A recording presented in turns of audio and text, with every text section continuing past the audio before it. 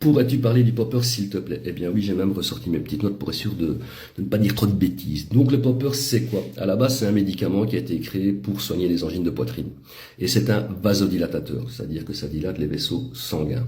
Et au début des années 70, ça a été détourné de son usage médical pour un usage récréatif. Donc quelque part, il y a quelqu'un qui a dû en prendre, hein, et il a ressenti un soulagement au niveau de son angine de poitrine, mais il a ressenti aussi d'autres effets. Et ces autres effets, c'est quoi? C'est de l'euphorie, de la désinhibition, donc tu te sens plus impulsif, plus intrépide, et puis ça développe un petit peu, tu vois, ta sensualité, enfin tu te sens plus sensuel, quoi, tu vois, bébé. Et puis aussi il y a un effet psychédélique, c'est-à-dire que tu vas avoir une modification de la perception des couleurs. Moi, la seule fois j'en ai un petit peu reniflé, j'ai vu jaune, j'ai vu flou.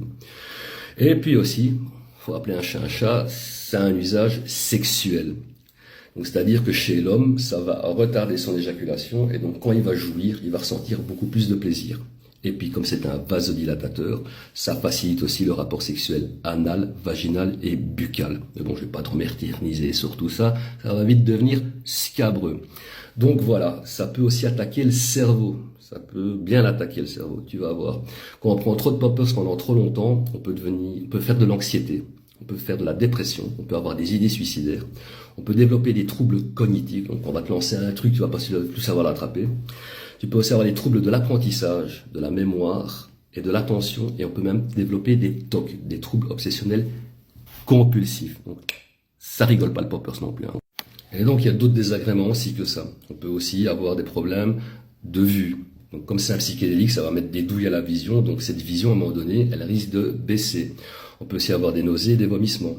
On peut aussi avoir des problèmes de peau, on peut avoir des problèmes de boutons, par exemple. On peut aussi avoir des problèmes d'irritation du nez et de la bouche. Parce que comme ça signale, à mon avis, les muqueuses, à un moment donné, elles vont ramasser. Et on peut aussi faire des migraines. Moi, la seule fois que j'en ai pris, je te dis, c'était pas grand-chose. J'ai vu jaune, j'ai vu flou. Mais derrière, j'ai eu de solides migraines. Et donc, comme je l'ai dit au début de la vidéo, c'est un médicament qui a été créé pour soigner les angines de poitrine. Donc, si on en prend trop souvent pendant trop longtemps, on peut avoir des problèmes au niveau du système cardiovasculaire, donc du cœur. Et là, ça rigole plus. Parce qu'on parle de tachycardie, donc d'augmentation du rythme cardiaque. On peut faire une grosse baisse de tension, donc on peut se retrouver en état de choc. Ou tout simplement faire un malaise cardiaque. Et parfois, derrière un malaise cardiaque, c'est la mort. Donc, ok, c'est en vente libre dans tous les sex shops. Très bien, d'accord, mais ça reste une drogue qui peut entraîner des risques pour la santé. Donc, si on a envie de se faire titer la boîte à pralines, il y a d'autres alternatives que la drogue, quoi. Que le poppers. Il y a par exemple les lubrifiants.